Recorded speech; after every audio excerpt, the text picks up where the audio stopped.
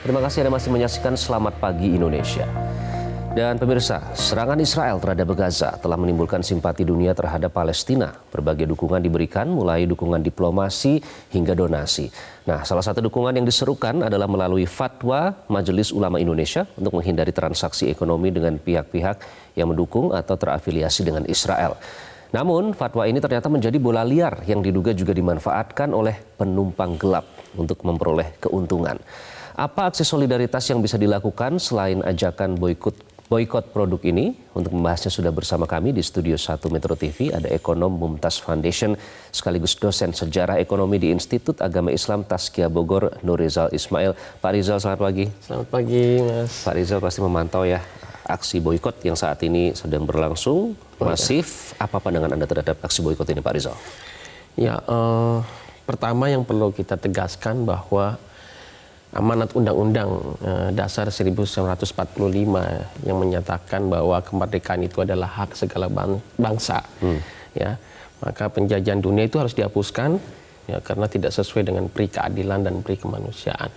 Jadi aksi boikot ini ya perlu kita dukung, tetapi perlu dilakukan dengan cara yang benar dan tepat, karena kita lihat sekarang banyak isu-isu yang terkait produk-produk yang sebenarnya tidak terafiliasi tapi masuk list, ya.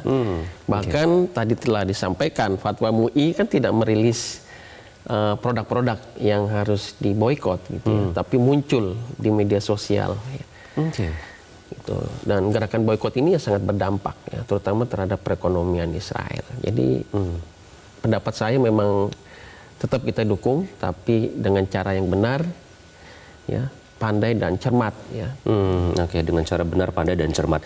Nah, supaya Pak gerakan boikot ini yang sebenarnya semangatnya bagus ya, tidak dimanfaatkan untuk pihak-pihak tertentu, misalnya untuk menyerang atau senjata bisnis. Apa rambu-rambunya, Pak? Ya, lagi-lagi kita ngomongin boikot ini, kita ngomongin perkawinan antara politik dan ekonomi. Maka kita kembali kepada pemerintah, ya, ada Komisi Pengawasan Persaingan Usaha KPPU, ya, memberikan rambu-rambu kepada pengusaha, ya, agar tidak melakukan persaingan yang tidak sehat. Ya, kemungkinan ada pihak-pihak yang mengambil isu boikot produk Israel ini, ya, untuk melawan produk saingannya gitu, ya, sehingga perlu ada rambu-rambu itu. Mungkin bisa di antara rambu-rambunya melarang, ya, menyebarkan informasi yang tidak benar terkait produk-produk yang terafiliasi atau mendukung gerakan penjajahan Israel terhadap Gaza atau Palestina. Ya, di lain itu pemerintah perdagangan, ya, Kementerian Perdagangan juga harus merilis, ya, selain fatwa sudah keluar nih, ya, Mas, ya, perlu ada rilis produk-produk mana yang harus dilakukan boikot, ya, oleh masyarakat, ya, karena seperti Kuwait misalnya, Kuwait sudah merilis 50 produk nih pemerintahnya yang wajib diboikot karena mendukung gerakan Israel, ya, penjajahan Israel terhadap Palestina. Oke. Jadi belajar dari beberapa negara lain justru malah dirilis, ya, Iya, nama-namanya supaya terang, ya. Karena bisa jadi bola liar, ya, terhadap produk nasional. Oke, dan kemudian Pak Rizal, pertanyaannya juga muncul, ya, di kalangan masyarakat. Ini adalah terkait dengan Majelis Ulama Indonesia yang sampai mengeluarkan fatwa ke sejumlah merek perusahaan dan juga produk. Nah, apakah produk yang masuk kategori boikot ini sama dengan produknya jadi tidak halal digunakan, Pak? Perlu saya luruskan, jadi fatwa nomor 83 tahun 2023 itu tidak merilis produk yang diboikot oleh Majelis Ulama Indonesia. Jadi tidak ada rilis produk boikot, ya. Jadi itu muncul gitu, ya, secara tiba-tiba masif di sosmed. Tiba-tiba ada aja produk yang wajib di list oleh masyarakat Muslim di Indonesia. Jadi tidak ada list, ya, dalam fatwa itu. Hanya imbauan, ya, imbauan kepada masyarakat untuk menjauhi atau menggunakan produk-produk yang terafiliasi dengan Israel atau mendukung gerakan Israel terhadap Palestina, ya, penjajahan Israel terhadap Palestina. Jadi tidak ada berita itu. Ya, jadi perlu dipertegas lagi. Perlu adanya kerjasama sebenarnya antara Majelis Ulama dengan pemerintah, baik itu KPPU, kemudian Kementerian Perdagangan, dan juga Kemeninfo. Ya, untuk sosialisasinya. Ya, untuk sosialisasi, ya, bahwa berita-berita yang bersebar itu hoax gitu. Dan juga dikembalikan kepada perusahaannya yang terdampak, ya. Isu boykot, ya. Misalnya produk A, dia harus memberikan klarifikasi, ya, yang masif, tidak hanya di web, di situs-situs, tapi juga di sosmed, karena munculnya di sosmed nih.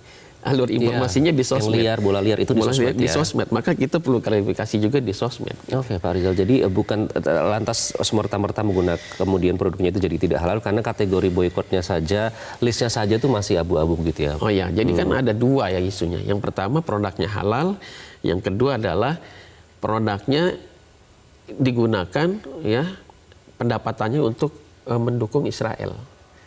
Maka bisa jadi haram juga. Jadi kalau secara produk sudah halal, kemudian produknya digunakan nggak pendapatannya, hasil keuntungannya untuk mendukung Israel, itu juga bisa jadi haram. Oke. Ya, kemudian selanjutnya ini, apakah ada korelasi ya Pak Rizal sebenarnya antara seruan boikot yang saat ini muncul di kalangan masyarakat ini dengan iklim ekonomi dan ketenaga kerjaan di Indonesia?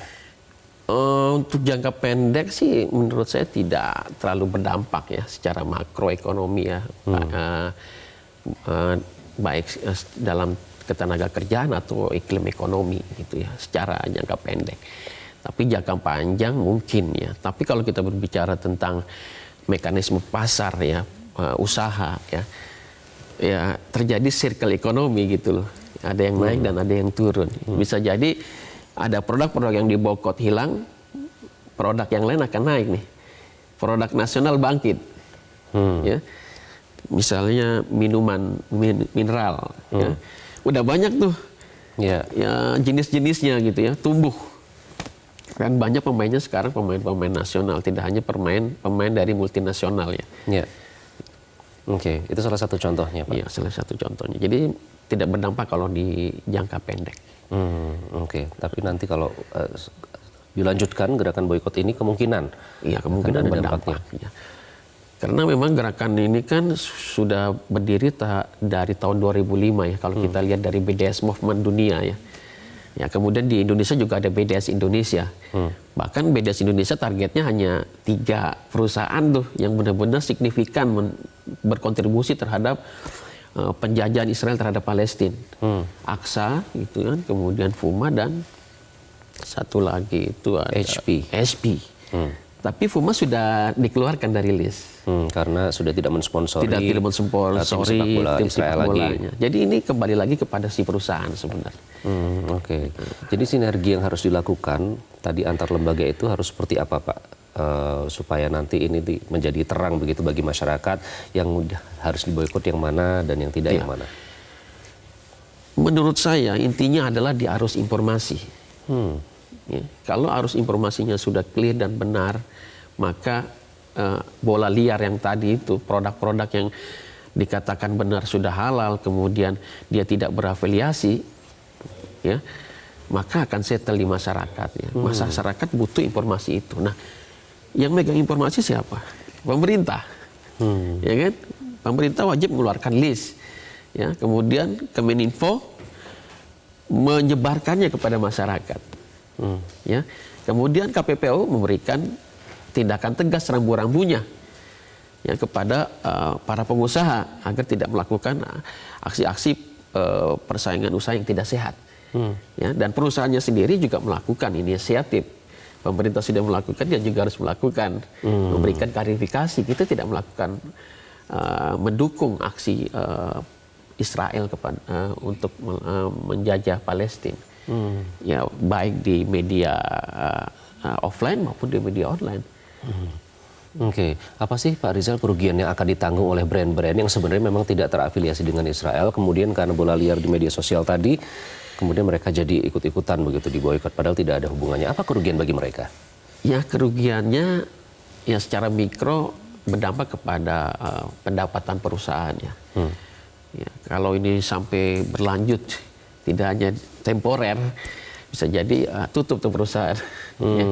Ya, dan terjadi pengurangan karyawan ya. Oke.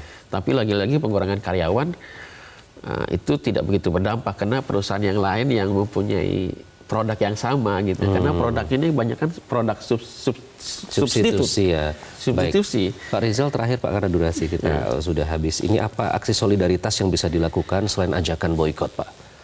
Ya sekarang ini yang sangat penting adalah aksi sosial ya. Ya, galang dana kepada masyarakat di Gaza yang saat ini musim dingin. Ya, kita perlu melakukan gerakan-gerakan galang dana yang masif. Di lain sisi Israel semakin gencar juga gitu dalam kondisi saat ini. Ya, kemudian aksi di investasi juga sangat penting ya. Malah kita banyak fokus di boykot, yang paling penting sebenarnya di investasi juga sangat penting. Di investasi ya perusahaan-perusahaan besar, perusahaan-perusahaan keuangan milik Israel, kita lakukan investasi dan sebagainya. Baik, terima kasih Pak Rizal atas waktunya. Kita tetap bersuara di koridor kemanusiaan, tapi jangan sampai karena tidak ada rambu-rambunya jadi menjadi bola liar ya. Banyak pihak yang juga dirugikan. Sekali lagi terima kasih Pak Rizal atas waktunya untuk Selamat Pagi Indonesia. Dan pemirsa, itu sekaligus mengakhiri perjumpaan kita dalam Selamat Pagi Indonesia. Wakil rekan Valencia Malvinsi dan seluruh kerabat kerja bertugas, saya Iqbal Himawan mengucapkan terima kasih. Sampai jumpa.